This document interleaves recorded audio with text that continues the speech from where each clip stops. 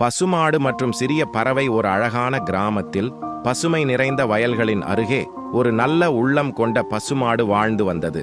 அது தினமும் பசும்புல் மேய்ந்துவிட்டு ஒரு பெரிய மரத்தின் நிழலில் ஓய்வெடுப்பது வழக்கம். ஒரு வெயில் காயும் நாளில் ஒரு சிறிய பறவை தண்ணீர் தேடி வானத்தில் பறந்து வந்தது. வெயிலால் மிகுந்த தாகத்துடன் இருந்தது.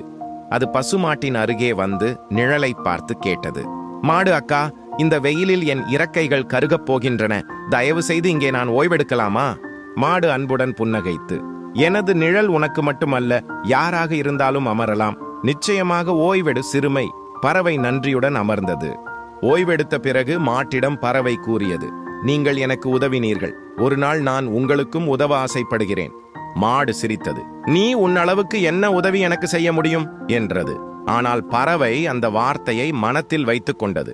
சில நாட்கள் கழித்து மாடு காட்டில் நடைப்பயணம் செய்து கொண்டிருந்த போது தெரியாமல் ஒரு பெரிய குழியில் தவறி விழுந்தது.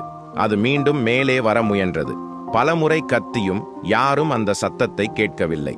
அந்த நேரத்தில் வானில் பறந்து கொண்டிருந்த அதே சிறிய பறவை கீழே விழுந்த மாட்டை பார்த்தது. அது விரைவாக பறந்து சென்று கிராமத்துக்கு செய்தி கொண்டு சென்றது. மாடு குழியில் விழுந்து விட்டது, தயவு செய்து ஓடி வருங்கள். கிராம மக்கள் தங்களது கருவிகளை எடுத்துக்கொண்டு ஓடி வந்து மாட்டை மீட்டனர்.